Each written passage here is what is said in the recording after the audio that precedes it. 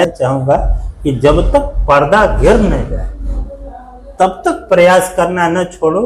और सर, आपके उन साथियों के बारे में जो इलाहाबाद में थे, क्या आप लोग इंजीनियरिंग के दौरान केवल पढ़ाई की या कुछ मौज मस्ती और भी घूमना फिरना, कैसा माहौल था उस सब समय? कुछ मित्रों के बारे में बताएं जो आपको यादगार में, आपकी पृष्ठभूमि में कुछ रह गया हो। 3% रिजल्ट होता था तो उसमें ज्यादातर लोग फेल ही हो जाते थे हमारे। एक और इतना फ्रस्ट्रेशन हुआ कि मैं ऐसे घूम रहा था कि अब जाऊंगा तो घर क्या जवाब दूंगा, क्या कहेंगे लोग, सब फेल हो जाते हैं, हम भी फेल हो जाएंगे। इस तरह बातें घूम रही थी और मैं कमरे से निकल के चौराहे पे चाय की दुकान पे सुबह से शाम। कितनी प्रेरणादायक स्टोरी है। जब तक हार नहीं माननी चाहिए, जब तक आप बिल्कुल परिस्थितियां विपरीत ना हो जाए और मन में हौसला हो, जब तक तोड़ेंगे नहीं, जब तक छोड़ेंगे नहीं। देख सकते हैं इस स्टोरी से आपको सीख मिलती है कि परीक्षा बिल्कुल ऐसा ब्लैंक था माइंड पेपर दूसरे में, और लास्ट में अचानक इनर सेंस काम करता है और प्रश्नों को क्रमवार हल करना शुरू करते हैं और फाइनली मेंस पास हो जाते हैं। इंटरव्यू में अच्छा होने के बावजूद मिनिमम मार्क्स मिलते हैं और उसके बाद भी श्री विद्यानंद आजाद जी IES हो जाते हैं। तो आजकल के कंपटीशन में जो भी बच्चे हैं उनसे कहना कि अगर इंसान को पर्दा गिरने की 5 मिनट बाद तक भी ट्राई करते रहना चाहिए, क्योंकि अगर मैं 2.5 घंटे लूज करने के बाद अंतिम आधे घंटे में मैंने ट्राई न किया होता तो शायद इस जगह पे न बैठा। जी हाँ, हम बात कर रहे हैं महाप्रबंधक BSNL श्री विद्यानंद आजाद जी से। और सर, हम हमारे दर्शकों को बताएं सर कि आपकी आरंभिक शिक्षा कहाँ हुई, कैसे हुई और किस तरह से आप IES बन गए। तो सबसे पहले सर हम बात करेंगे आपकी आरंभिक शिक्षा के बारे में। आरंभिक शिक्षा हमारी बनकटा शिव एक गांव है भटनी क्षेत्र में, तो वहाँ प्राइमरी स्कूल में हुई। तो वहाँ पे हम लोग शुरू में अपना बोरा, अपनी पटरी और अपने कलम दुआत लेके जाते थे। फिर वहाँ पहली तक ही पढ़ा हूँ। फिर इसके बाद सलेमपुर आ गए तो यहाँ पे के स्कूल में हमारा दाखिला, पढ़ाई हुई 8 तक। 8वीं के बाद बापू इंटर कॉलेज में हम एडमिशन लिए, तो यहाँ से हाई स्कूल किए, इंटरमीडिएट OKM इंटर कॉलेज से किए और इंटरमीडिएट में हम अपने कॉलेज में टॉप किए थे। इंटरमीडिएट में आप टॉपर थे।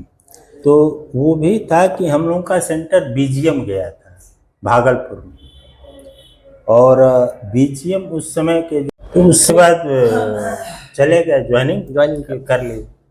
कौन से सन में सर आपका सिलेक्शन हुआ? हमारा 91 में हुआ। 91 में आप IES बन गए। फिर उसके बाद सर ट्रेनिंग पर प्रोसेस कैसे होता है सर, उसके बारे में बताएं।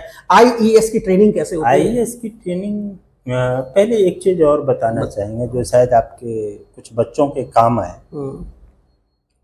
कि जो लास्ट पेपर था हमारे इंजीनियरिंग सर्विसेज में, एक जनरल स्टडी का होता है, उस समय होता था, और एक पेपर ऑब्जेक्टिव टाइप का होता था। 2 सब्जेक्टिव टाइप के होते थे। तो जनरल वाला, ऑब्जेक्टिव वाला तो निकल गए। एक पेपर जो था सब्जेक्टिव वाला, वो भी बढ़िया से हो गया, ठीक ठाक हुआ। मतलब क्योंकि इंजीनियरिंग सर्विसेज में जहाँ 6 लाख 8 लाख लोग भर्ती एग्जाम देते हैं, उस समय आप रेटिंग नहीं कर सकते कि आपका अच्छा हुआ है कि खराब हुआ है। सही बात। सेकेंड पेपर जब मैं दे रहा था तो इनफैक्ट जो क्वेश्चन आए थे उसमें कुछ भी जो था, पहला क्वेश्चन जो मैं अटेम्प्ट किया तो उसको निकालने लगा और वो 1 घंटा वेस्ट हो गया, वो क्वेश्चन निकला नहीं। बड़ी समस्या, मतलब आपका 1 घंटा वेस्ट हो गया। फिर मैं हाल से निकला, पानी वानी पिया तो देखा पेपर को तो मैंने चलो उसमें 60 आंसर टाइप के क्वेश्चन आए थे, 7-8 क्वेश्चन थे जिसमें 5 करना था। तो मैंने कहा चलो इसी को शुरू करते हैं। तो हमने उन क्वेश्चन को किया, करीब 20 मिनट 25 मिनट लगा होगा। उसके बाद कोई क्वेश्चन आ ही नहीं रहा था। ऐसे हालात थे। तो मैं सोचा चलो, मैं एक बात थी कि हमें कोई घबराहट नहीं थी, क्योंकि मैं तो पहली बार 6 दिन पहली बार दे रहे थे और आपको आशा भी नहीं थी कि मेरा सिलेक्शन होगा। हाँ। अगली बार अच्छी तैयारी से देना था, तो आप एक ट्रायल में चल रहे थे। ट्रायल। तो फिर मैंने एक क्वेश्चन, मैंने एक लगा क्वेश्चन कि ये कुछ कुछ आता है, तो उसको मैंने इस बीच करीब समझिए हमारा 2 घंटा टाइम चला गया था। 3 घंटे के समय में 3 घंटे के समय अब मेरे पास, और 3 घंटे में हम मात्र आधा क्वेश्चन किए। आधे क्वेश्चन किए थे। कितने क्वेश्चन आते थे सर उस समय? क्वेश्चन उस समय आते थे करीब 8 क्वेश्चन करने रहते थे सब्जेक्टिव वाले। तो पार्ट में आता था ना, ABCD। इसमें आप एक क्वेश्चन मान लीजिए 10 क्वेश्चन का पेपर जैसे है। मैं बता दूं, जैसे उसमें 20 अंकों के 20 शब्दों के होते थे, 50 शब्दों के, इस टाइप का था क्या? नहीं, पूरा वो था, पूरा पेज थे कि हाँ। मतलब 3-4 पेज में जो भी आंसर दिया जाता था। तो उसमें भी था कुछ 60 आंसर टाइप के। क्योंकि आपके समय जो यूपीएससी का जो एग्जाम होता था, बाद में मैंने देखा पेपर की जो एनालिसिस किया, उसमें देखा कि 20 शब्दों का भी था, उसमें 100 शब्द का, 50, उस तरह के क्वेश्चंस पे ज्यादा थे जो डिस्क्रिप्टिव थे। कि सब्जेक्टिव में भी कुछ 60 आंसर आए, कुछ शॉर्ट आंसर थे, कुछ लॉन्ग आंसर थे। तो लॉन्ग आंसर में से 3 करने रहते थे, और 60 आंसर में से भी कुछ 2 या 3 उसमें से भी करने रहते। समय काफी हो गया है। हाँ, तो बस उसमें जब कुछ नहीं आ रहा था तो मैंने सोचा चलो टाइम जब अभी हाल से निकलने नहीं देंगे तो कुछ ट्राई करते हैं। तो मैंने एक क्वेश्चन ट्राई किया, तो वो भी कहीं किसी तरह खींच खाच के निकला, लेकिन उसमें आधे घंटा लग गया। मेरे पास मात्र 30 मिनट का टाइम था, और कुल मिला के मैं एक क्वेश्चन किया था। उसके बाद से लेकिन तब तक मेमोरी रिकॉल हो गई, और उसके बाद मैं क्वेश्चन करने लगा तो आधे घंटे में मैंने 2.5-3 क्वेश्चन किए। तो उस कहीं ना कहीं हिडन मेमोरी में था वो, इनर मेमोरी में, और वो इनर मेमोरी से जब बाहर आने लगा तो फटाफट आंसर होने लगा। जो एक M मॉरिस मैनो की डिजिटल टेक्नोलॉजी की किताब आती थी, वो फर्स्ट ईयर के फर्स्ट सेमेस्टर में पढ़ाई जाती। तो हम फर्स्ट सेमेस्टर में उसको पढ़े थे। तो उसके 3 साल बाद जब एग्जाम दे रहे थे, तो उसका अब लकली एक कह लीजिए, चाहे लक कहना गलत बात होगी, कहीं ना कहीं सब कॉन्शियस माइंड में था, वो रिकॉल हो गया और आपने वो क्वेश्चंस निपटा दिए। 3 क्वेश्चन को हमने मात्र आधे घंटे में किए, और उस समय जो स्पीड थी लिखने की, मतलब समझिए कि उतनी स्पीड में मैंने जिंदगी में कुछ नहीं लिखा है। बिल्कुल भाग मिल्खा भाग के स्टाइल में लिखा आपने। एकदम लिखा। तो 3 क्वेश्चन उस समय किए, तो कुल मिला के मेरे 3.5-4 क्वेश्चन उसमें भी हो गए, और उसी पेपर से मेरा सिलेक्शन, क्योंकि अच्छे नंबर आए उसमें 120 उस नंबर आए, जबकि कोई उसमें, क्योंकि टफ वो अकेले के लिए तो नहीं था, वो सबके लिए टफ था, और लेकिन आप उसको बेहतर कर गए और सिलेक्शन हो गया। 20-30 नंबर से अधिक कुछ नहीं पाए, कुछ 5 नंबर भी पाए थे। और आप 120, हम 120 पा गए। तो वो हुआ। फिर चूंकि हम लोग गांव से गए थे, तो इंटरव्यू में भी थोड़ी बहुत जो होती है, क्योंकि मिनिमम उस समय यूपीएससी का था कि 30 नंबर मिनिमम, 30% नंबर जो है देना ही देना था इंटरव्यू के अंदर। इंटरव्यू बोर्ड ने मुझे 60 नंबर दिया था 200 के पेपर में, मतलब मिनिमम पाए आप। बिल्कुल वही हो गया। में इतना ज्यादा नंबर आ गया, मतलब आपको बोर्ड ने मात्र वही 30% नंबर ही दिए जो मिनिमम लिमिट थी। मतलब काफी आप हेजिटेट, 60 नंबर। आप इंटरव्यू में कैसा फील हुआ था? आप हेजिटेट फील कर रहे थे क्या? मैंने बहुत अच्छा दिया था, उसके बावजूद 60 नंबर। मैं बहुत कॉन्फिडेंट था कि इंटरव्यू से हो जाएगा, लेकिन समझ नहीं पाया, कि आज तक नहीं समझ पाया कि क्यों आपको इतने कम नंबर मिले। तो इसमें एक चीज हम कहना चाहेंगे, जो अभी बच्चे पढ़ रहे हैं, जो तैयारी कर रहे हैं, कि अगर इंसान को पर्दा गिरने की 5 मिनट बाद तक भी ट्राई करते रहना चाहिए, क्योंकि अगर मैं 2.5 घंटे लूज करने के बाद अंतिम आधे घंटे में विजय प्राप्त, अंतिम आधे घंटे में मैंने ट्राई न किया होता तो शायद इस जगह पे न बैठा। मैं चाहूंगा कि जब तक पर्दा गिर न जाए तब तक प्रयास करना न छोड़ो, और ये भी कहूंगा कि पर्दा गिरने के बाद भी 5 मिनट तक प्रयास करते रहना चाहिए। ये मूल कहना था। और उसके बाद की जहाँ तक बातें हैं, फिर ट्रेनिंग वगैरह हुई, आए गए। देख सकते हैं कितनी प्रेरणादायक स्टोरी है। जब तक हार नहीं माननी चाहिए, जब तक आप बिल्कुल परिस्थितियां विपरीत ना हो जाए और मन में हौसला हो, जब तक तोड़ेंगे नहीं, जब तक छोड़ेंगे नहीं। देख सकते हैं इस स्टोरी से आपको सीख मिलती है कि परीक्षा बिल्कुल ऐसा ब्लैंक था माइंड पेपर दूसरे में, और लास्ट में अचानक इनर सेंस काम करता है और प्रश्नों को क्रमवार हल करना शुरू करते हैं और फाइनली मेंस पास हो जाते हैं। इंटरव्यू में अच्छा होने के बावजूद मिनिमम मार्क्स मिलते हैं और उसके बाद भी श्री विद्यानंद आजाद जी IES हो जाते हैं। एक चीज और है इसमें, मैं थोड़ा सा आपको ब्रीफ करना चाहूँगा कि हम लोग यहाँ से हिंदी मीडियम से पढ़ के गए थे और इलाहाबाद यूनिवर्सिटी में लेक्चर होते हैं, यूनिवर्सिटी में लेक्चर होते हैं। तो लेक्चर में लेक्चरर आते थे, इंग्लिश में लेक्चर देते थे, चले जाते थे। हम लोगों को समझ नहीं आता था कि वो क्या बोल के गए। और उतना भाई BSc कर रहे थे तो BSc का फंडा, जब भाषा ही नहीं समझ रही थी तो फंडामेंटल क्या समझ में आता। उसके बाद किताबें थी जो भी, वो सारी इंग्लिश में थी, उनको भी समझना टेढ़ी खीर थी।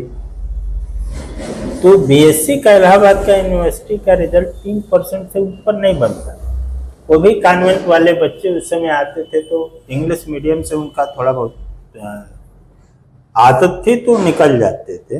तो उसके लिए मैं बच्चों से कहना चाहता हूँ कि हमने जो किया वो आपको जानना चाहिए और आप अपनी स्थिति परिस्थिति के हिसाब से करोगे। करीब एडमिशन लेने के 7-8 महीने तक मुझे बिल्कुल ही समझ में नहीं आया। अंग्रेजी का बहुत ही भूत टाइप का कोई सब्जेक्ट, ना फिजिक्स समझ में आया, ना केमिस्ट्री समझ में आई, ना मैथ समझ में आया। तब भी आप पार निकल गए, फिर टॉप कर गए आप। अब उसके बाद की बात जो है वो महत्वपूर्ण है, जो मैं बच्चों से बताना चाहूंगा। एक और इतना फ्रस्ट्रेशन हुआ कि मैं ऐसे घूम रहा था कि अब जाऊंगा तो घर क्या जवाब दूंगा, क्या जवाब दूंगा, क्या कहेंगे लोग, सब फेल हो जाते हैं, हम भी फेल हो जाएंगे। इस तरह बातें घूम रही थी। और मैं कमरे से निकल के चौराहे पे चाय की दुकान पे सुबह से शाम तक कितनी 3% रिजल्ट होता था तो उसमें ज्यादातर लोग फेल ही हो जाते थे। हमारे बाहर बैठा 10-15-20 दिन जब गुजरा तो एक दिन दिमाग में आया कि जब हारना है तो चलो एक बार ट्राई ही कर लेते। तो मैं गया, दिमाग में आया, मैं ये नहीं कह रहा हूं कि मैंने सोचा, दिमाग में आया तो मैं गया एक डिक्शनरी की किताब खरीद के लाया, इंग्लिश हिंदी। और जितनी मेरी किताबें थी साइंस की, सबकी केमिस्ट्री की, मैथ की, उस पढ़ता था, उसको अंडरलाइन करता था, उसका हिंदी में मीनिंग देखता था, उस पर लिखता। मैंने पूरी किताबों का हिंदीकरण कर दिया और फिर उसको पढ़ने लगा। टेंशन आते थे, इतना ग्रामर आती थी, वर्ड नहीं आते थे, वोकैबुलरी का मामला बस मामला था। तो अब सारी किताबों का हिंदीकरण किया, फिर पढ़ना शुरू किया और फिर पढ़ के एग्जाम दिया। तो मैं फर्स्ट डिवीजन इलाहाबाद से पास हुआ। और जब मैं फर्स्ट डिवीजन आया तो शायद मेरे क्षेत्र का कोई भी तब तक फर्स्ट डिवीजन इलाहाबाद से पास नहीं हुआ था साइंस में। और 3% रिजल्ट होता था तो उसमें ज्यादातर लोग फेल ही हो जाते थे। हमारे साथ भी जितने लोग गए थे उसमें सभी लोग फेल हो गए, एक मैं ही पास हुआ था। तो ये कहने का मतलब है कि आपको हिम्मत नहीं हारते हैं और पेशेंस बनाए रखते हैं, तो कहीं न कहीं वो एक टर्निंग पॉइंट था, लाइफ का टर्निंग पॉइंट था। लाइफ टर्निंग पॉइंट था। और दिमाग में चाहे जैसे भी आई बात कि चलो हिंदीकरण करके फिर ट्राई करते, अगर वहीं हिम्मत हार जाते तो शायद आप भी हार गए, खेलते घर आ गए। लेकिन आपने हिम्मत नहीं हारी और डटे रहे। उसी का परिणाम है कि आज आप एक आईएएस के रूप में कार्यरत हैं। जी जी। फिर सर, अब मैं जानना चाहूंगा सर, आपके उन साथियों के बारे में जो इलाहाबाद में थे, क्या आप लोग इंजीनियरिंग के दौरान केवल पढ़ाई की या कुछ मौज मस्ती और भी घूमना फिरना, कैसा माहौल था उस समय? कुछ मित्रों के बारे में बताएं जो आपको यादगार में, आपकी पृष्ठभूमि में कुछ रह गया हो। नहीं, उसमें जो मित्र थे हम लोग, उसके बाद तो फर्स्ट ईयर में डेलीगेसी में था, उसके बाद जीएन झा हॉस्टल में चला गया, तो उसमें बड़ी कंपनी थी, हम लोग खेलते भी थे, काफी खेलते थे। मैं खुद ही अपने हॉस्टल का फुटबॉल का कैप्टन था, फुटबॉल कैप्टन। डेली हम लोग फुटबॉल खेलते थे। ओके की टीम में भी मैं फुटबॉल में था, ओके की टीम की क्रिकेट में की टीम में भी था। स्पोर्ट्स से भी अच्छा नाता रहा है, स्पोर्ट्स जरूरी भी है और मैं तो बहुत डीपली इन्वॉल्व रहे हैं। अब बात करते हैं सर ट्रेनिंग पीरियड। जब आप ट्रेनिंग में गए तो वहाँ किस तरह का माहौल था, कैसे प्रोसेस क्या है ट्रेनिंग का, क्या क्या होता है इंजीनियरिंग सर्विस की ट्रेनिंग में? ट्रेनिंग में जैसे फर्स्ट में उसमें एक दो तरह की ट्रेनिंग होती है, एक टेक्निकल होती है, एक एडमिनिस्ट्रेटिव होती है। तो एडमिनिस्ट्रेटिव ट्रेनिंग हम लोगों की गाजियाबाद में होती है आर्ट सेंटर में, और टेक्निकल ट्रेनिंग होती है जबलपुर में। तो फिर एक बैच में आधा करके पहले गाजियाबाद में ट्रेनिंग दी जाती है, दूसरा बैच जबलपुर में करता है, फिर जबलपुर वाला गाजियाबाद आ जाता है, गाजियाबाद वाला जबलपुर चला जाता है। तो करीब ये इसी में फील्ड ट्रेनिंग भी होती थी हम लोगों के समय में, कि 4 महीने के लिए हम लोग फील्ड में एसडीओ बनाया जाता है। एसडीओ। तो मैं देवरिया में ही मेरी ट्रेनिंग हुई, मैं देवरिया का एसडीओ था अपने ट्रेनिंग में करीब 94 में। तो 3 साल का ये वो हम लोगों का पीरियड रहता है जो ट्रेनिंग में रहता है।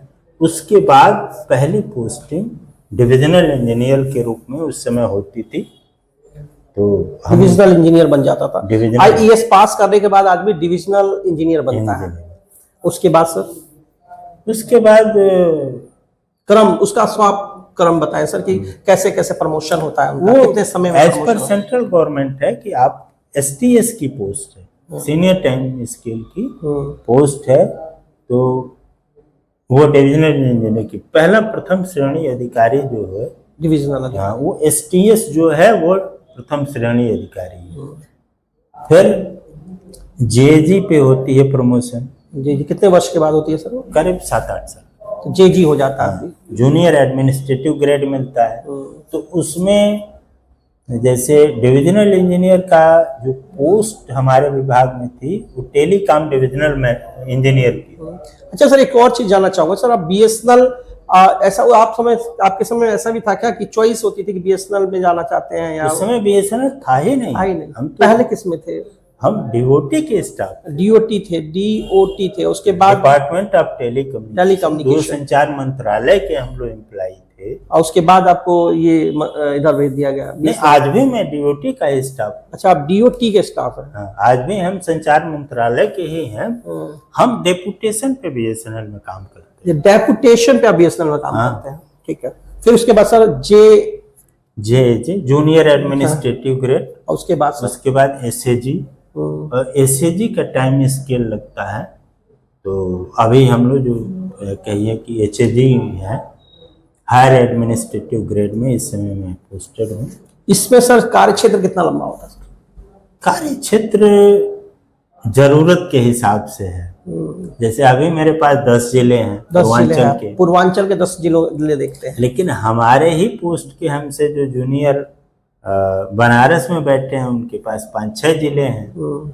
लखनऊ के जो हमारे ही इक्विवेलेंट पोस्ट है उनके पास खाली लखनऊ है। लखनऊ तो ये टेली डेंसिटी और वॉल्यूम से डिसाइड होता है कि कितने लोग रहते हैं, ये एरिया कोई बटा हुआ नहीं। तो हम बात कर रहे थे श्री विद्यानंद आजाद जी से, हमने जाना कि किस तरह से उनकी आरंभिक शिक्षा रही, किस तरह से वो इंजीनियरिंग सर्विस में आए और किस तरह से वो सेवा कर रहे हैं और कौन कौन से पद होते हैं, कैसे प्रमोशन होता है। अब हम उनके व्यक्तिगत जीवन के बारे में भी कुछ बातें करेंगे। सर, उसके बाद जब आपके जीवन में क्या बदलाव आया, एक सामान्य छात्र थे और उसके बाद जैसे ही आप इंजीनियरिंग सर्विस में आए तो उसमें जीवन में क्या बदलाव आया, आपको लोगों का नजरिया कैसे बदला आपके प्रति, वो बताएं सर कुछ, कोई अनुभव। अनुभव ये था कि मैं यहाँ पे सलेमपुर में मैं बहुत बड़ा घुमक्कड़ था, दिन भर खेलता था, पढ़ते भी थे, ये नहीं कहेंगे कि पढ़ते नहीं थे, पढ़ते थे। तो लोगों की मानसिकता ये थी कि ये आदमी तो पक्का, शब्द जो कहिए उस समय यूज होता था, ये आवारा है।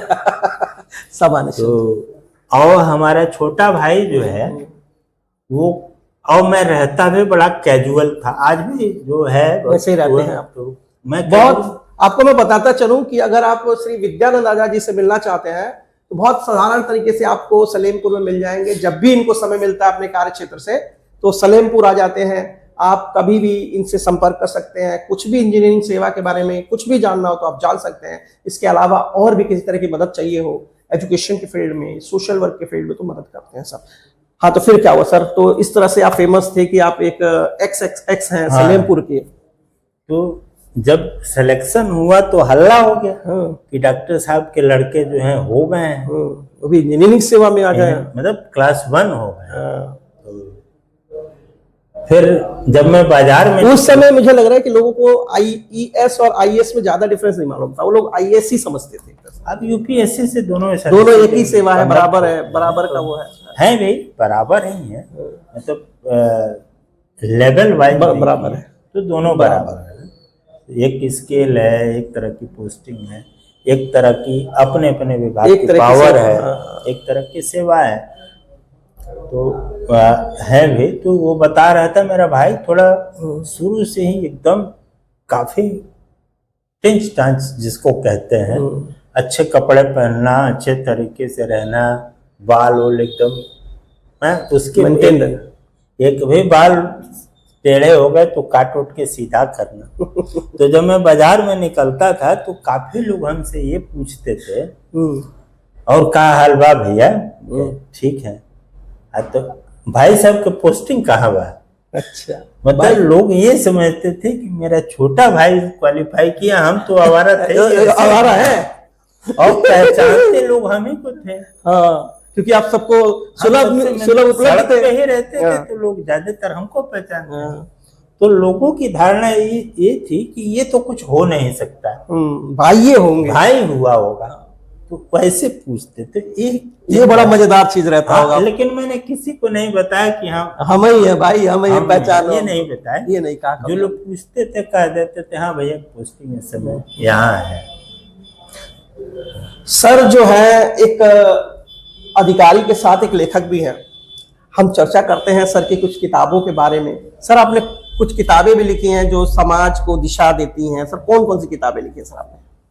अभी तक हमारी करीब 11 किताबें पब्लिश हुई। तो उसमें एक कह लीजिए कि हर तरह की हैं, पॉलिटिकल बिंदुओं पे भी हैं, सोशियोलॉजी पे हैं, साइकोलॉजी पे हैं, इकोनॉमी पे हैं, और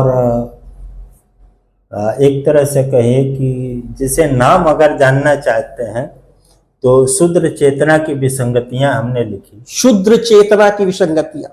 और फिर अर्थव्यवस्था, विकास और हम लिखी, मन मस्तिष्क और हम लिखी, सत्ता समाज और हम लिखी, और एक हेल्थ पे किताब लिखी, प्रकृति विज्ञान और हम। प्रकृति विज्ञान और हम तो और इसके अलावा कुछ हिंदी उर्दू मिक्स के करीब 7 किताबें ऐसी हैं जो डिफरेंट विषयों पे, अलग अलग विषयों पे आपने 11 अलग अलग सब्जेक्ट पे। अलग अलग सब्जेक्ट पे लिखी हैं 7 किताबें और 7। टोटल 11 की। सर शूद्र चेतना जो आपकी पुस्तक है इसका मर्म क्या है सर? शूद्र चेतना की विसंगतियों में हमने ये देखा है कि जैसे शूद्रों की, ज्यादातर शूद्रों की ये हाल है कि एक पीढ़ी मेहनत करके किसी तरह कोई पद पाती है, जैसे मैं ही पा गया, या बहुत लोग हैं जो देखिए आपके आसपास भी बहुत लोग कोई पद पाए, फिर उन्होंने कुछ खेत बनाया, कुछ घर बनाया, कुछ साधन तैयार एकत्रित किया, उसके बाद दूसरी पीढ़ी आती है तो उसको रोके रहती है, लेकिन दूसरी पीढ़ी मेहनत करके फिर अपने उस पीढ़ी से आगे जाने का प्रयास नहीं करती, ज्यादातर लोगों की, मैं सबकी नहीं बात कर रहा। ये रिसर्च हो गया, एक तरह से रिसर्च पेपर हो गया ना। और तीसरी पीढ़ी जो है वापस वही उसको बेच के खाएगी, बेच के खाएगी, जो भी वो ये आपका रिसर्च है। हाँ, वो बेच के खाएगी। और चौथी पीढ़ी फिर वहीं आ जाती है जहां से उसकी पहली पीढ़ी ने चालू किया। तो देख सकते हैं कितनी अद्भुत तरह का रिसर्च की बात बताई सर ने कि शूद्र चेतना बताता है कि पहली पीढ़ी मेहनत करती है और उच्च पदों को पाती है या धन संग्रह करती है, प्रतिष्ठा बनाती है, दूसरी पीढ़ी उसमें को मेंटेन करती है, तीसरी पीढ़ी उसको बेच के खाती है और चौथी पीढ़ी एकदम पुनः उसी अवस्था में वो लौट आती है। सर ये ऐसा, ये तो कुछ ऐसा मार्क्स की धारणा की तरह लग रहा है जैसे कि मार्क्स के रिसर्च पेपर्स होते थे उस तरह से। हम किसी का कहाँ से प्रेरणा मिली, नहीं, कहाँ से प्रेरणा मिली सर इस चीज? इसको जो हमने देखा, जो देखा आपने, जो प्रकृति विज्ञान और हम है, जो हमने देखा प्रकृति को, जीवन को, उससे लिखा। प्रकृति जीवन, सत्ता समाज, और जो देखा, जो सत्ता में काम किए, समाज का जो रूप देखे, पॉलिटिक्स से ये रिलेटेड टोटल एक कहिए अनुभव है। अनुभव, तो अपने अनुभवों को साझा किया। फिर तो जो मैं कह रहा था कि जनरली शूद्र समाज में सांप और सीढ़ी जैसे जो लूडो खेलते हैं ना, वैसा ही रिश्ता है। एक चढ़ता जाएगा, फिर सांप निकल जाए, सीढ़ी से चढ़ेगा, सांप निकल जाएगा, वापस वहीं आ जाएगा। तो ये इसमें क्या है कि ये चेतना की विसंगतियां, जिसकी वजह से मन, जैसे आपने कहा, शूद्र समाज जो है अगर कोई पीढ़ी बढ़ाई है तो उसको रिटेन नहीं कर पा रहा है, फिर लौट के वहां आ रहा है।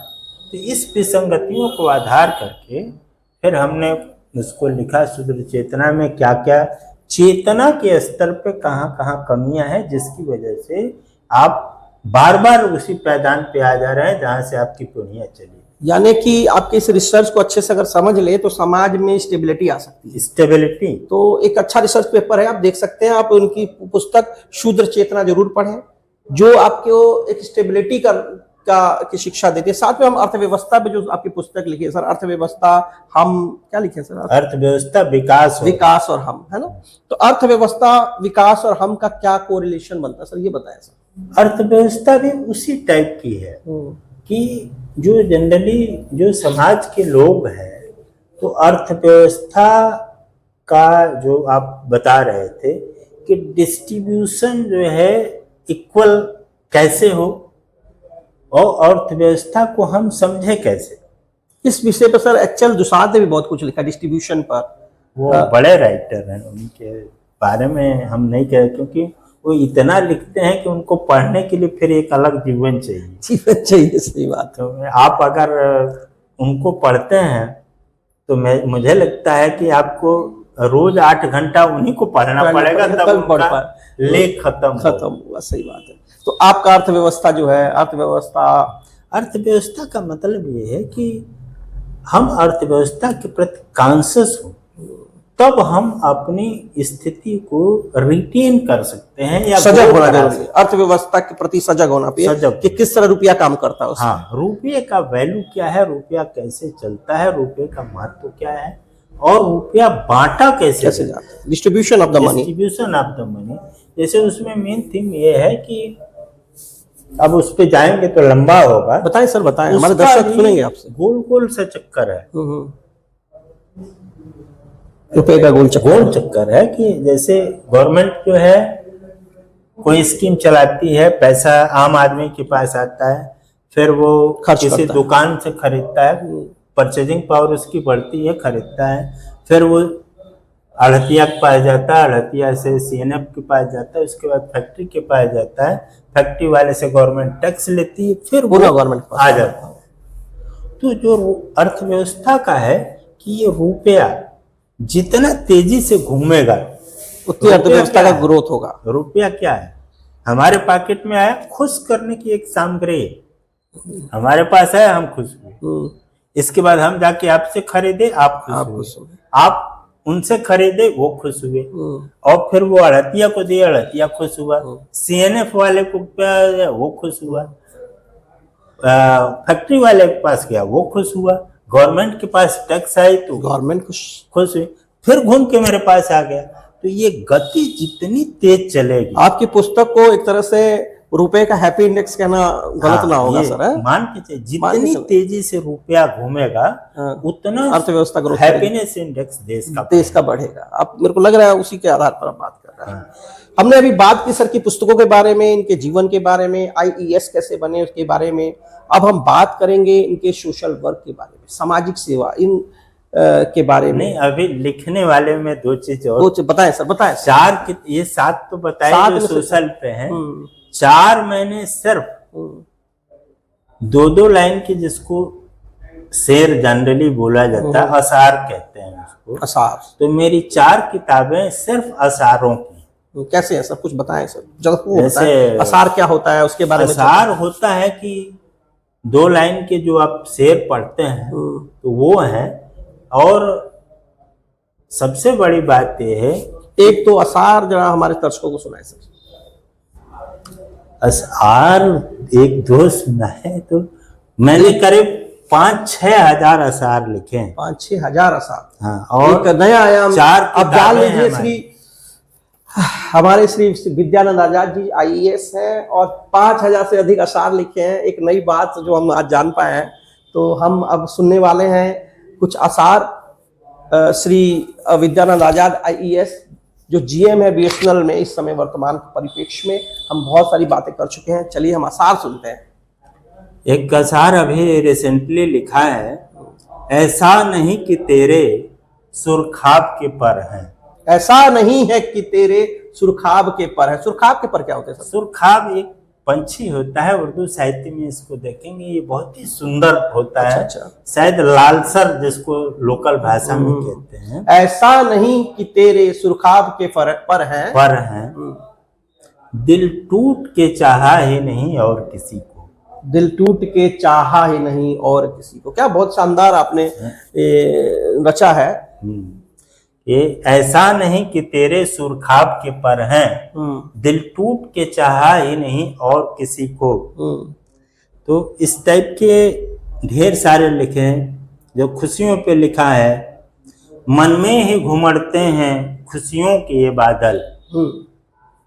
मन में ही घुमड़ते हैं खुशियों के बादल। मन में ही घुमड़ते हैं खुशियों के ये बादल, मौसम कहाँ कभी खुशगवार होता है। मौसम कभी कहाँ खुशगवार। बहुत ही शानदार बात है सर। इसमें एक तरह से आपने मनोदशा को दर्शाने की कोशिश की है कि मिला कि खुशी जो है ये अपनी आप उत्पन्न होता है। क्या बात है। कभी मौसम से कोई खुश नहीं होता कि आज मौसम बड़ा अच्छा, खुश हो गया।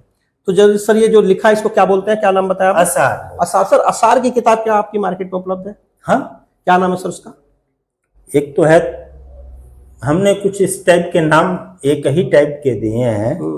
तो फलसफाए जिंदगी। फलसफाए जिंदगी आप ले लीजिए मार्केट से और पढ़ डालिए। क्या नेट पर भी उपलब्ध है क्या? फलसफाए जिंदगी, तहकीकाते जिंदगी, एहसास जिंदगी और तमन्नाए जिंदगी, 4 किताबें। सर ये किताबें भी आपकी उसी तरह की हो गई ना, नाम जैसे चारों नाम भी उसी तरह के हो गए। एक तरह के। तो बहुत शानदार है। और इसके अतिरिक्त हालांकि उसका कभी वो नहीं, मैंने भोजपुरी में भी। हाँ सर, भोजपुरी के बहुत, आप भोजपुरी बहुत शानदार बोलते हैं। भोजपुरी के मैंने भोजपुरी की माटी से जुड़े हुए हैं सर। 35-40 गाने भी लिखे हैं भोजपुरी के। लेकिन अनफॉर्चुनेटली अभी कोई गायक नहीं मिला। आप संगीत से जुड़े हुए व्यक्ति हैं, भी रहे हैं, संगीत बहुत प्रिय है आपको, आप संगीतकारों को बहुत पसंद करते हैं, लिखते हैं सर। किस तरह के गीत लिखे हैं आपने भोजपुरी में? गीत वही लिखे, 2 लाइन अगर कोई याद हो जो प्रेरणा दे हमारे समाज को। जो गांव का जीवन है, जो समाज का जीवन है, उसी पे लिखा है। दहेज पे लिखा, माँ परिवार की दशा पे लिखा। जैसे एक गीत मैंने लिखा था कि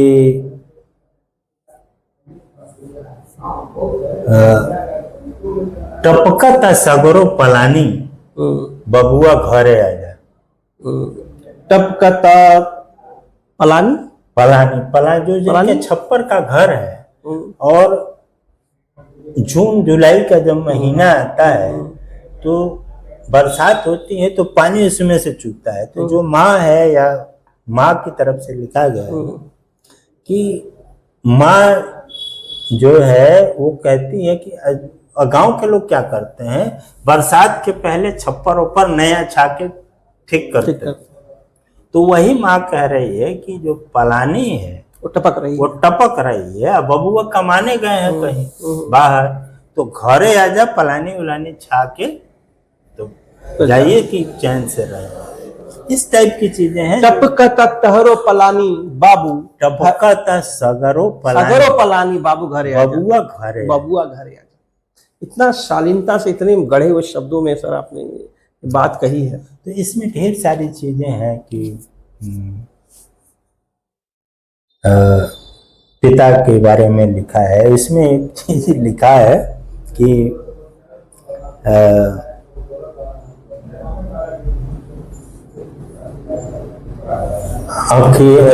कुछ सुझात नहीं खे, आंख से देखात नहीं खे, पेवना की सियले से दहिया ढकात नहीं खे। पेवना क्या होता है सर? ये आप गांव के हैं, गांव में जो साड़ी फट जाती है या कपड़ा फट जाता है तो उस पे दूसरा कपड़ा लगा के सुई से सिल देते हैं, तो उसको चिट्ठी बोलते हैं। चिट्ठी नहीं, वो पेवना है, उसका पेवना। अच्छा पेवना। हाँ, तो पेवना से दहिया ढकात नहीं थे, नैहर गैली तहरो जनानी बबुआ घरे आजा। मतलब ये दुख से, इस परेशानी से तुम्हारी पत्नी जो है अपने नैहर चली गई। तो इस टाइप का है एक दृष्टांत है जो आपको बहुत ग्रामीण जीवन में जाएंगे तो दिखेगा। इस समय वो चीज थोड़ी सुधार हुआ है, लेकिन आज के जो हम लोग बचपन में थे तो उस समय बड़ा कॉमन सा चीज ऐसी। मतलब उस समय का माहौल कैसा था सर जब आपका बचपन का जीवन जब बीता? उस समय यहाँ देवरिया वगैरह क्षेत्र की ग्रामीण पृष्ठभूमि कैसी थी?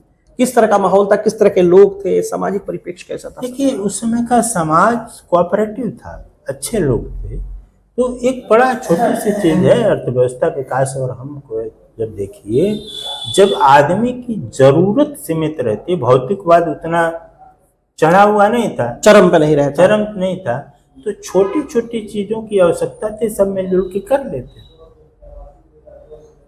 भौतिक जो उतना नहीं था, तो बढ़िया साड़ी की, बढ़िया कपड़े की, बढ़िया टी शर्ट ऊपर था ही नहीं। भाई हम लोग के बचपन में वो पटरा वाला पैजामा सिलाता था, वो कुर्ता पहन लेते थे, तो वही जीवन था, आम जीवन था काफी। भाई हमारे पास तो एडवांटेज था, क्योंकि हम डॉक्टर के लड़के थे, तो शायद मैं अपने टोले में पैंट पहनने वाला पहला लड़का था। अच्छा, आप अपने टोले में पहला लड़के थे? हाँ, लेकिन हमारे बाबा हमारे लिए जब सिलवाते थे तो पटरा वाला, पटरा समझ रहे हैं, जंघिया बनती थी जिसमें इस अच्छा बैंड की, मेरे को याद आया, मैंने देखा है, पजामा होता है तो उस पे लाइनिंग वाले पजामे, जो पटरा वाला बेसिकली जो जेल में कैदी हुआ था। हाँ, तो उस समय बड़ा कॉमन था सब लोग अंडरवियर। यहाँ सलेमपुर की सड़कों पे सिल के बिकता था और सब लोग वही सिलवाते थे और वही पहनते भी थे। हाँ, उस समय ये सब चीज नहीं थी। समय बदला है काफी, बदलाव के दौर से पूरा जहां बदल गया। साथ जो है पूरा जहां ही नहीं, हमारा देवरिया भी बदल गया। तो इस भौतिकवाद से परिवर्तन ये हुआ कि लोगों का जीवन तंग हुआ। मतलब हमारी ख्वाहिश हो गई 10,000 महीने खर्चा करने की, हमारी इनकम है 3,000 4,000। तो ये जो बीच का टेंशन है, गैप है, इसने लोगों को, इसने सामाजिक ताना बाना को छिन्न भिन्न, अब वो उतना स्ट्रांग नहीं रहा। सब लोग भौतिकवाद के जाल में है, सब लोग भाग दौड़ कर रहे हैं, देश विदेश शहर भाग रहे हैं, और गांव का ताना बाना और सह संबंध काफी बिगड़े हैं समय के साथ। जो भौतिकवाद ने क्या किया कि हमारी लिविंग स्टैंडर्ड को, लिविंग होप को, उम्मीदों को बढ़ा दिया, हमारी एक्सपेक्टेशन बढ़ा दिया, उसका मीट आउट नहीं हो पा रहा है, इनकम नहीं हो रही। तो ये जो हर आदमी अपने आंतरिक पंगे से जो चल रहा है, इससे समाज को कंट्रीब्यूट नहीं कर पा रहा है जो करता था, जो उसका नैसर्गिक आदत है, जो उसका स्वभाव है कि हम अपने दोस्त की मदद करें, पटीदार की मदद करें, अपने गांव वाले की मदद करें, अपने समाज की मदद करें। लेकिन जो उसकी इनकम और खर्च का जो डिफरेंस है वो समाज के लिए कुछ करने नहीं दे रहे, वो गैप फीलिंग नहीं हो पा रही, वो गैप नहीं फील हो। सर मैं अब ये जानना चाहता हूँ कि मान लीजिए कि अब जो है आप काफी समय लंबी सेवा आप दे चुके हैं, और जब आगे की क्या योजना है, हमेशा एक अगली पारी के लिए जिस तरह से आप तैयार रहे हैं, जिस तरह से लगा कि आप जब ग्रेजुएशन कर रहे थे तो हम आईएएस देंगे, जब आईएएस हुए तो आपने सोचा कि बेहतर सेवा करेंगे। अब क्या, जब ये सेवा की सर्विस जब खत्म हो जाएगी, आप एक गवर्नमेंट सर्विस से रिटायर हो जाएंगे, तो उसके बाद की क्या योजना है सर? क्या आप राजनीति में भी आना चाहते हैं? नहीं, राजनीति में मेरा कोई इंटरेस्ट नहीं है। सोशल वर्क, समाज सेवा करना सोशल वर्क से हमें जुड़े रहने का, क्योंकि मेरी पारिवारिक पृष्ठभूमि है कि हम लोग 3-4 पीढ़ियों से, क्योंकि आप फादर को जानते हैं तो फादर सोशल हैं या नहीं है वो आप डिसाइड कर सकते हैं, लेकिन हमारे बाबा भी सोशल थे ये आप नहीं जानते, हमारे उनके भी जो परदादा थे वो भी सोशल थे, आप नहीं जानते। तो लेकिन आप जान गए हैं, हमारे दर्शक भी जान गए और मैं भी जान गया आपके कहने से। हम लोगों के अंदर एक कहिए पारिवारिक दुर्गुण कह लीजिए कि हमारे पास कोई आएगा तो हम उसकी यथासंभव मदद ही करेंगे। क्योंकि आपके पिताजी एक इस सलेमपुर के एकमात्र डॉक्टर थे, दूर दूर से लोग वहां आते थे, बहुत आशा के साथ आते थे, उनका एक विशेष मान सम्मान है। अभी भी लोग गांव, दूर दूर के गांव में अगर किसी डॉक्टर का नाम लिया जाए तो आपके पिताजी का नाम है, तो समझ सकते हैं। इस तरह से हम देखिए, सेवा वो नहीं, सेवा ये है कि अगर हमारे यहाँ कोई आता था, हमारे फादर के, और अगर उसके पास पैसा नहीं रहता था तब भी उसकी दवाई होती थी, अपने पैसे से होती थी, दवा दे ये सेवा है। ये सेवा अभी मान लीजिए हम लोग के घर का नर्सिंग होम चलता है, और अगर कोई आता है पैसा नहीं है, तो ऐसा नहीं है कि बिना 20,000 दिए जाओगे नहीं, बिना 5,000 दिए जाओगे नहीं, बिना दवा वाले जाओ। तुम्हारी बेसिक रिक्वायरमेंट, बेसिक जरूरत तो हम पूरा करा ही देंगे। इसमें मैं खुद अपने पॉकेट से, ऐसे लोग जो हमारे नर्सिंग होम पे चले जाते हैं, हमारे भाई लोग बताते हैं, चलाते हैं तो कि भैया ये आए हैं, इनके पास पैसा नहीं है, कह रहे हैं इतने है, तो हम कहते हैं ठीक करा लो, और हम इतना, तो हमसे तुम इतना ले लेना, हम उतना भरते हैं, खाली कहते नहीं है। सर आप यहाँ पर जैसे आपके भाई साहब का जो हॉस्पिटल है, वहां पर आप लोग कैंप वगैरह भी लगाते हैं? हाँ, फ्री सेवा देते हैं आप लोगों की आंखें जचवाते हैं? वो हम लगवाते, आप लगवाते हो? मुझे लगा कि आपके भाई साहब इस कार्य को करते हैं। वो हमारे कहिए हम लोगों की एक फैमिली का मोटिव है कि हम अपनी जो भी कमाई है उसका कुछ हिस्सा समाज की सेवा में लगाएंगे, किसी को कुछ लाभ दे सकें तो दे। तो आपको बताते चले कि सलेमपुर में एक हॉस्पिटल है जहाँ पे प्रति रविवार कैंप लगता है, आप अपनी आंखें फ्री जांचवा सकते हैं और आपको डॉक्टरी सहायता प्राप्त कर सकते हैं। सर क्या नाम है हॉस्पिटल का, उसके बारे में कुछ बताएं। आजाद नर्सिंग होम फादर के नाम पे है, एंड आई केयर सेंटर। और ये जो है सर मोहर बाई चौक पर है। आप जैसे ही पूर्वी ढाला पार करते हैं सलेमपुर का, आप सीधा मोड़ पर पहुंचते हैं जो मोहर भाई चौक है, और वहीं पर उनके सर के भाई साहब का नर्सिंग होम पर संडे को आके अपनी आंखें जचवा सकते हैं, और किसी भी प्रकार की मेडिकल सहायता के लिए उनसे मदद ले सकते हैं। हम इसी तरह से बातें करते रहेंगे श्री विद्यानंद आजाद जी से, जो कि आईएएस है। हमने बहुत कुछ जाना इनके जीवन के पहलुओं के बारे में, हम फिर बात करेंगे, क्योंकि अभी भी एक चीज और आपको बस थोड़ा सा ब्रीफ करता हूं कि जो हमने देखा है, तो इस समाज में दो तरह की सोसाइटी है। एक एडवांस सोसाइटी है, एक पिछड़ी सोसाइटी है। इसी में SC ST तबके के भी लोग आते हैं। तो हम SC कैटेगरी। वर्ग से आते हैं। तो हमारे वर्ग में लोगों को उद्योग धंधों के प्रति रुचि नहीं है। उद्योग में हमारे वर्ग के लोग बहुत कम हैं। तो अब डॉक्टर अंबेडकर की जहां तक बात होती है, तो सामाजिक चेतना तो है लेकिन आर्थिक चेतना नहीं। सामाजिक चेतना तो है लेकिन आर्थिक चेतना नहीं। अभी SC ST के वर्ग के लोगों में आर्थिक चेतना नहीं। हाल ही में कार्यक्रम सर सलेमपुर के रविदास आश्रम पर मनाया गया, जो महिलाओं के लिए और महिलाओं द्वारा समर्पित था। उसमें उद्योग रत्न अवार्ड भी दिया गया, अम्बेडकर उद्योग रत्न अवार्ड दिया। क्या उसके पीछे यही कारण था? इसके पीछे यही लॉजिक थी कि जो छोटे मोटे उद्योग में हमारे वर्ग के लोग हैं, उनको जब हम सम्मानित करेंगे तो उसको देख के और लोग उद्योग में आने के लिए मोटिवेट होंगे। तो आपने हमारे रिटायरमेंट की लाइफ के बारे में पूछा, तो हमारा जब हम रिटायर होंगे तो सोशल वर्क में जो है रहेंगे। इसके अलावा हमें उद्योग जगत में कुछ न कुछ प्रोडक्शन में जाना ही जाना है, कुछ नई क्रांति करनी है कुछ। हाँ, हम पहले खुद जब उद्योग में जाएंगे तब ना आपसे कहेंगे कि आप लोग भी उद्योग करिए। हाँ, तो हम उद्योग में किसी न किसी चीज के प्रोडक्शन में हम रिटायरमेंट के बाद अपना एंगेजमेंट करेंगे। मतलब व्यापार के क्षेत्र में आएंगे आप। व्यापार नहीं, उद्योग। देखिए, एक आप शुरू कर रहे हैं तो बड़ा लंबा हो रहा है। आपको बता दें कि पुरानी कहावत है, उत्तम खेती मध्यम बान निषिद्ध चाकरी भीख निदान। उत्तम खेती जिस समय कहावत बनी, खेती का जो है प्रोडक्शन का एकमात्र जरिया खेती था, प्रोडक्शन वही होता था। फर्स्ट उत्तम, मध्यम में व्यापार आता है। तो हम उद्योग का मतलब कह रहे हैं कि उत्तम। आज के जमाने में खेती ही एकमात्र नहीं है, सैकड़ों चीजें हैं जिसमें आप प्रोडक्टिव हो सकते हो।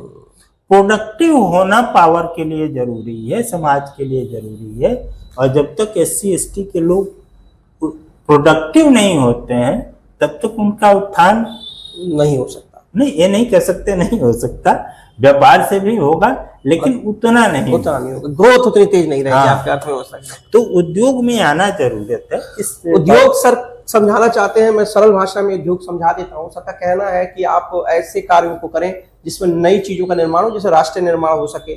जैसे चमड़ा उद्योग हो गया, या किसी प्रकार खेती में ही आप मशरूम की खेती कर सकते हैं, या अन्य ऐसे कार्य जिसमें आपका भी विकास हो, राष्ट्र का भी विकास हो। यानी कि ऐसे प्रोसेस से गुजरे जिसमें कि विकासवादी हमारी अर्थव्यवस्था हो जाए, उसी को हम कहेंगे उद्योग। उद्योग में नई चीजों का निर्माण किया जाता है, नई रचनाएं की जाती हैं। और